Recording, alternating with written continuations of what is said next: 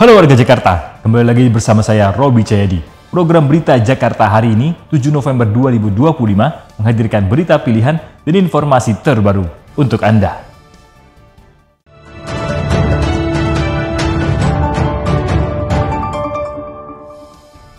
Warga Jakarta, sebelum kita ke berita utama Berita Jakarta hari ini, dari meja redaksi telah kami siapkan 3 berita pilihan dari website beritajakarta.id berikut ini.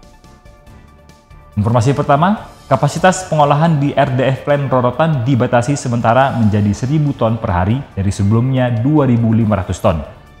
Pembatasan ini dilakukan menyusul masalah bau dan limbah ketika kapasitas ditingkatkan. Pengadaan truk pengangkut sampah baru akan dipercepat untuk mengurangi air lindi yang berceceran.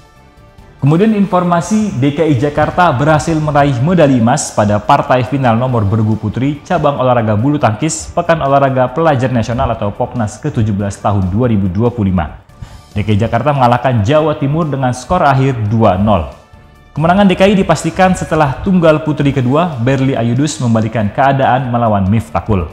Sebelumnya, tunggal pertama Kavita N. Aulia sukses mengandaskan lawannya. Kini kontingen DKI Jakarta berharap mampu meraih emas lagi dari nomor bergu putra. Selanjutnya, ekosistem ekonomi dan keuangan syariah di DKI Jakarta akan diperkuat. Komitmen ini ditunjukkan melalui pembentukan Komite Daerah Ekonomi dan Keuangan Syariah.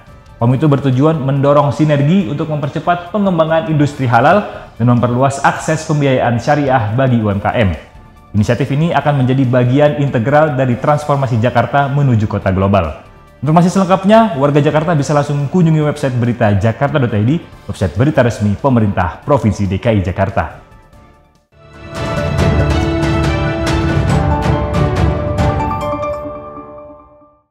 Kita beralih ke berita pertama Berita Jakarta hari ini. Pemerintah Provinsi DKI Jakarta berencana memulai pembongkaran tiang monorel di Jalan Rasuna Said pada Januari 2026. Nantinya lahan bekas monorel dimanfaatkan untuk pelebaran jalan dan trotoar. Gubernur DKI Jakarta Pramono Anung telah berkomitmen untuk membongkar tiang-tiang monorel di kawasan Rasuna Said dan juga Jalan Asia Afrika Senayan.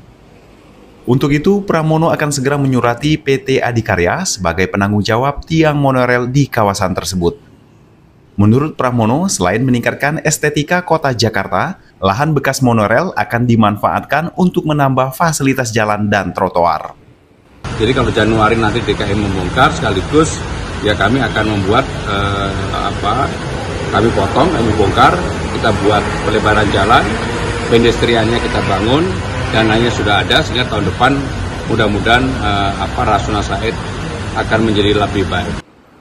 Pramono menjelaskan, hasil kajian dari Dinas Perhubungan menunjukkan bahwa pembongkaran tiang monorel dapat berdampak pada penurunan kemacetan di kawasan Rasuna Said hingga 18%. Tim Berita Jakarta memberitakan. Kita beralih ke berita selanjutnya. Gubernur DKI Jakarta Pramono Anung menegaskan akan mengambil alih pembiayaan dan pengobatan Repan, seorang warga Baduy yang menjadi korban begal di kawasan Cempaka Putih, Jakarta Pusat. Semua pembiayaan akan ditanggung pemerintah Provinsi DKI Jakarta, baik di Rumah Sakit Pemprov DKI maupun rumah sakit swasta. Berikut pernyataan Pramono Anung di Balai Kota Jakarta. Saya secara khusus sudah memanggil Kepala Dinas. Mohon maaf, memang komunikasi yang terjadi karena warga Baduy ini mungkin bahasanya tidak ini, sehingga ada hambatan itu. Tetapi yang jelas tidak ada sama sekali larangan untuk rumah sakit. Bahkan Kepala Dinas Kepala Dinas Bu Ani sendiri akhirnya turun ke lapangan untuk mengecek itu. Jadi sama sekali itu nggak benar ya. Tim Berita Jakarta memberitakan.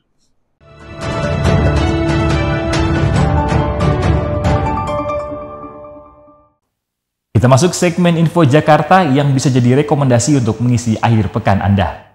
Akhir pekan ini, Kota Jakarta menyiapkan deretan acara seru untuk Anda, mulai dari pameran, festival musik, dan film siap mengisi waktu libur warga.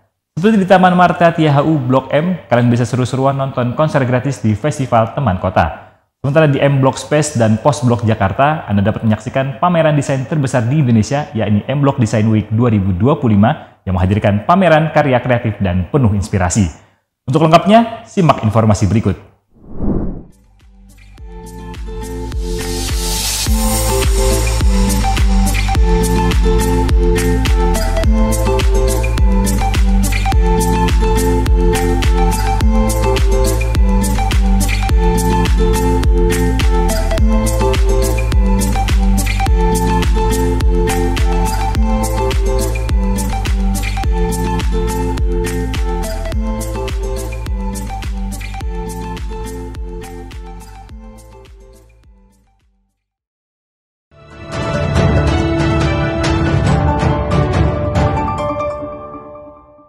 Kita beralih ke informasi cuaca.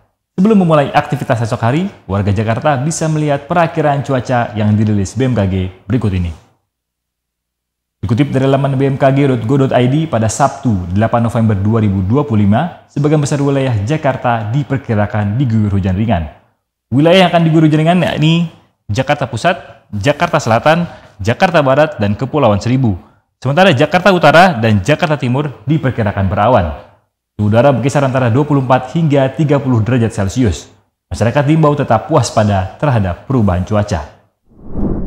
Demikian program Berita Jakarta hari ini. Saya Robi Cedi dan tim redaksi yang bertugas undur diri. Menyongsong 5 abad Jakarta, jati diri Indonesia, megapolitan dunia. Sampai jumpa.